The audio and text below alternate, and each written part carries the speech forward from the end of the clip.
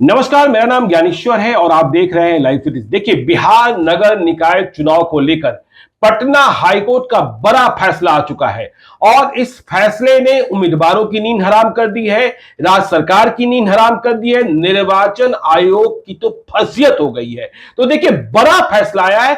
हमने आपको पहले ही बताया कि हाई कोर्ट ने यह कहा है कि जो सीटें ईबीसी और ओबीसी के लिए रिजर्व की गई थी उन सीटों पर चुनाव रोक दिया जाए। लेकिन हाई कोर्ट में क्या क्या हुआ फैसले के वक्त, देव प्रकाश सिंह साहब हमारे अब न्यूज रूम में है, वो मौजूद थे, पटना हाई कोर्ट के एडवोकेट हैं, तो वो बताएंगे। जैसा हमने सुना, चीफ जस्टिस ने कहा 3 रात से हम सोए नहीं थे।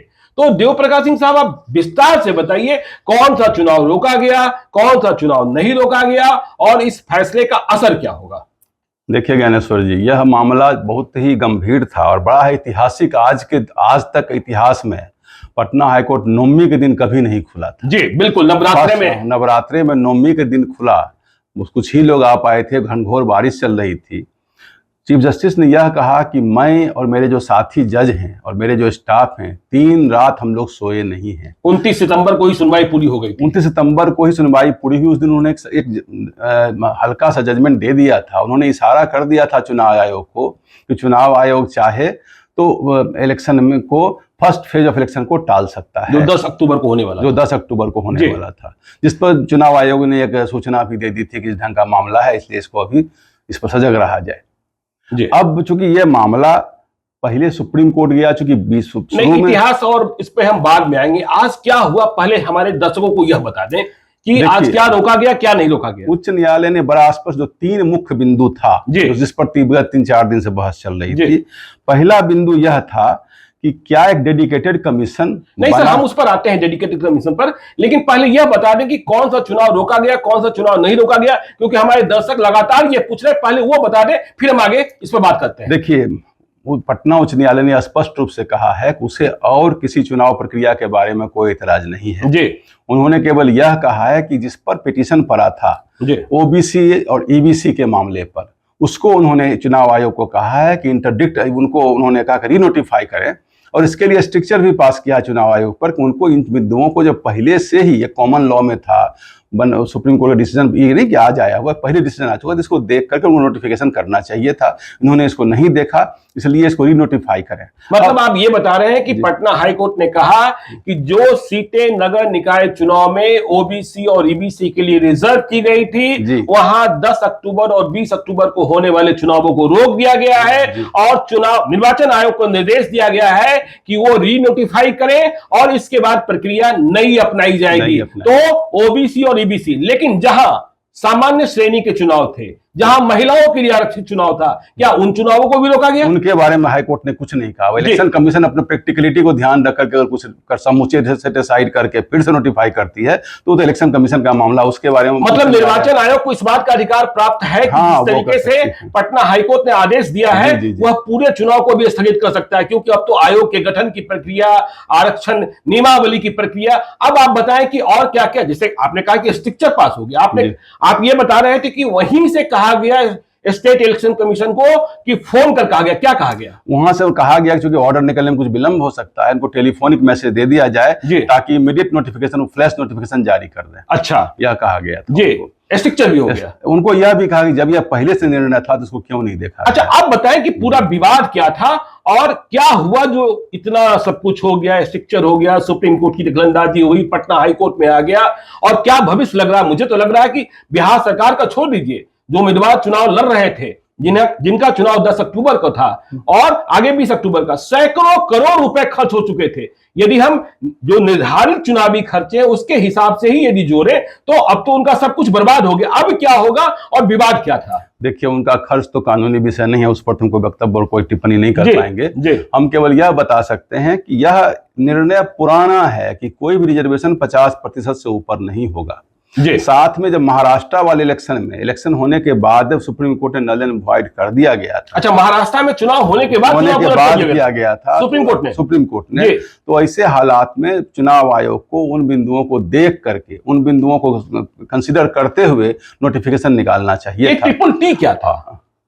जो कहा जा रहा था कि भाई ये जो पॉलिटिकल रिजर्वेशन की आपको एक कमीशन बनाना है, 50% की बात थी, ये तमाम सारी चीजें। पहली बात एक डेडिकेटेड कमीशन होना चाहिए था। डेडिकेटेड कमीशन बिहार में जो सुप्रीम कोर्ट से एडवोकेट आए विकास सिंह साहब, उन्होंने कहा कि बिहार में पहले से बैकवर्ड कमीशन है। उन्होंने कहा नहीं, उस कमीशन को हम नहीं मानते। डेडिकेटेड कमीशन मतलब इसी पर्पस के लिए कमीशन बने और यह कमीशन चुनाव आयोग को एक रिपोर्ट समर्पित करे जिसमें एक इंपेरिकल डाटा हो, मतलब डाटा वो सत्यापित किया हुआ डाटा होना चाहिए कि ये फलाने जाति के लोग इतने हैं, फलाने जाति के लोग इतने संख्या में है और वहाँ इतने लोग के बैकवर्डनेस है, इसमें इनको ये देने से ये सुविधा हो सकती है, यहाँ से इनके ये विकास, ये सारी बातों को लिख करके देने के बावजूद इसको कंसिडर किया जाएगा नंबर 1। नंबर 2 कहा गया कि ऐसे नहीं कि ओबीसी में सबको एक साथ दे दिया जाए, किसको कितनी जरूरत है उसको उतनी दी जाए।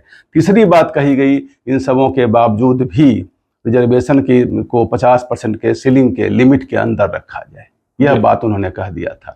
इन तीनों बातों को तौल के रखा जाए तो चुनाव आयोग को इस बात को देखनी चाहिए थी। यही बात पटना उच्च न्यायालय ने कहा है। नहीं, आप ये बताइए, जैसा आप कह रहे हैं कि अब डेडिकेटेड कमीशन की बात हो गई और जिस तरीके से सुप्रीम कोर्ट में बात हुई थी, कल मैं बाबी गिरी साहब से भी बात कर रहा था, हमारे दिल्ली के रिपोर्टर ने बात भी की थी कि देखिए सरकारी नौकरियों के लिए आरक्षण की व्यवस्था दूसरी है और निकाय और पंचायत चुनावों के लिए आरक्षण की व्यवस्था दूसरी है और उसके नियम दूसरे हैं। लेकिन मुझे याद है कि जब पटना हाईकोर्ट में दलील दी जा रही थी तो विकास सिंह, जो बिहार सरकार के वकील हैं, वे कह रहे थे कि बिहार में 2 चुनाव इसी आधार पर पहले हुए हैं। लेकिन जो पक्षकार के वकील थे उनका कहना था यदि पहले गलती हो गई है तो क्या उसी गलती को फिर से दोहराया जाएगा। तो देखिए सवाल ये पैदा हो गया देव प्रकाश सिंह साहब कि जब हाईकोर्ट ने ओबीसी और ईबीसी के लिए हो रहे चुनाव को रोक दिया और कहा कि आपको डेडिकेटेड कमीशन के आधार पर सीटों को और नगर निकायों को चिन्हित करना होगा, तो अब जो जनरल या महिलाओं के लिए जो आरक्षित सीटें हैं वहां चुनाव हो रहे हैं। कल जब आयोग बनता है और आयोग इस बात को महसूस करता है कि ये सीटें जिन पर महिलाएं और अनरिजर्व कैटेगरी के लोग चुने गए हैं वहां इनके आरक्षण की जरूरत थी, तब क्या होगा? सरकार रिनोटिफाई करे, समूचे पूरे इलेक्शन कमीशन प्रोसेस को फिर से नोटिफाई करके फिर से इस पर अध्ययन करके काम करे, वो अलग बात है, वो चुनाव आयोग का फैसला होगा। अभी जो आपने कहा कि 2 इलेक्शन हो गया, इस पर भी पटना उच्च न्यायालय का अभी जो ऑर्डर हो उसमें भी कहा गया कि विलंब कोई कारण नहीं है कि पुनः इसको कंसिडर न किया जाए। अच्छा, ये विलंब अगर हो गया इसका मतलब यह नहीं कि इसको हम कंसिडर लीगली नहीं करेंगे। विलंब हुआ लेकिन इस पर निर्णय पहले से सुप्रीम कोर्ट का था और पहले भी कृष्ण मूर्ति भरसे यूनियन ऑफ इंडिया और विकास कृष्ण राव गावली के मामले में डिसीजन हो चुका था। सुप्रीम कोर्ट का डिसीजन रूल ही माना जाता है, इसको नियम को मान करके चुनाव आयोग को देखना चाहिए था और बिल्कुल ही स्पष्ट है पटना उच्च न्यायालय इस निर्णय में कि इस चीजों को देखते हुए निर्णय देना चाहिए था चुनाव आयोग को, इसलिए उन्होंने स्ट्रक्चर पास किया। देखिए जब बिहार सरकार दलील दे रही थी तो यह भी बात आई थी, आप भी मौजूद थे वहां पटना हाईकोर्ट में, कि बिहार में रिजर्वेशन तो पॉलिटिकल पार्टीज के लिए ब्रेड एंड बटर है। तो आपको नहीं लगता है कि जिस तरीके से आज यह फैसला आया है इसके बाद बिहार में एक आंदोलन खड़ा हो जाएगा? अब देखिए बहुत लंबा बहस था और लंबा बात में लंबी बात करने के लिए 2 दिन बहस करने के लिए बहुत सारे विषय भी चाहिए होगा, लेकिन हम लोग केवल कानूनी बात देखते हैं कि कानून कहाँ इसमें आ रहा है। कानून में वही 2-3 बातें आ रही थी, उन्हीं बातों पर कोई टिप्पणी करना हमारे द्वारा उपयुक्त होगा, बाकी किसी बात पर कोई टिप्पणी कानून। तो आपको ये लग रहा है कि जो हाईकोर्ट ने कहा उसके मुताबिक राज्य निर्वाचन आयोग ने नगर निकाय चुनाव के लिए जो अधिसूचना जारी की थी और जिस प्रकार से सीटों को आरक्षित किया था वो गलत था? इसे पटना हाईकोर्ट ने साबित कर दिया, स्पष्ट रूप से कर यह भी कहा गया, सुना आप तो वहां थे, कि संजय करोल साहब ऑनरेबल चीफ जस्टिस कह रहे थे मैं 3 रात से सोया नहीं। उन्होंने कहा कि मैंने 3 रात से मैं और मेरे साथी जो मेरे स्टाफ सो नहीं पाए जी। और जो एमिकस क्यूरी थे अमित श्रीवास्तव साहब, उन्होंने कहा कि सर ये क्रूसिफिकेशन जो हुआ था ईसा मसीह का, तो मतलब ईसा मसीह की बात आ गई। एमिकस क्यूरी तो बीच के लोग होते हैं ना वो पटिशनर के हैं ना रिस्पोंडेंट, बीच के आदमी, वो कोर्ट के फ्रेंड होते हैं, they are the friends of the court. तो उन्होंने कहा कि सर मैं यही कहूंगा जो क्रूसिफिकेशन ईसा मसीह का हुआ था, ईसा मसीह ने कहा था कि हे ईश्वर इन्हें क्षमा कर देना क्योंकि ये नहीं जानते कि ये क्या कर रहे हैं। मतलब बिहार सरकार को क्षमा कर देना, अब जो भी है, बिहार सरकार हो, चुनाव आयोग हो, जो भी हो, लेकिन उन्होंने इस दृष्टांत को कहा कि ये रेलिवेंट पॉइंट है, इसलिए मैंने कह दिया। तो आपको क्या लगता है कि ये जो रीनोटिफाई करने की बात हुई है, अब तो ये चुनाव प्रक्रिया लंबी हो जाएगी क्योंकि अब आयोग बनेगा, जो सीटें हैं उनको चिन्हित किया जाएगा, कहाँ कि इनका रिजर्वेशन होना चाहिए और नहीं होना चाहिए? देखिए, ये तो पॉलिटिकल मसला है, चुनाव आयोग का दायरा है और आप लोगों का दायरा है। हम लोग का जो लीगल पॉइंट था उतना ही था कि ये जो रिजर्वेशन था 50% से अबव था और बिना डेडिकेटेड कमीशन का था, बिना कोई एम्पिरिकल डाटा के था, वो अवैध डिक्लेयर कर दिया। मतलब कानून की जीत हुई है। जी, कानून नहीं, कानून तो पहले से बने, कानून की जीत तो ऐसे भी होनी ही थी। हाँ। जी, कानून जीत नहीं हुई है। यह जो एक पिटिशनर ने जो एक मुद्दा उठाया उनकी जीत, सुनील कुमार ने जो मुद्दा उठाया था उनकी जीत मानी जाएगी। चलिए, तो देखिए, आपने सुना कि पटना हाईकोर्ट ने क्या क्या किया। मैं देव प्रकाश सिंह साहब से एक प्रार्थना भी कर रहा हूं कि जो राज्य निर्वाचन आयोग का जो आदेश आएगा उसे किस रूप से आप देखेंगे, यह भी हमें बताने की कोशिश करेंगे। हम इस मुद्दे पर आज बने हुए हैं आपके साथ, क्योंकि बिहार में अभी चुनाव का माहौल गर्म था। मैं देख रहा था अपने मोहल्ले में, मेरे मोहल्ले की बात छोड़ दीजिए, पूरे बिहार में जहां भी नगर पंचायत, नगर निकाय या नगर निगम के चुनाव हो रहे थे, वहां भोपू ही भोपू बज रहा था। कितने सौ, लेकिन आपको याद होगा ज्ञानेश्वर जी, मैं पहले दिन से इस बात को नहीं, आपका है कि जो चुनाव, मुझे जितना कानून का ज्ञान है, इसमें फैसला यही आएगा जी।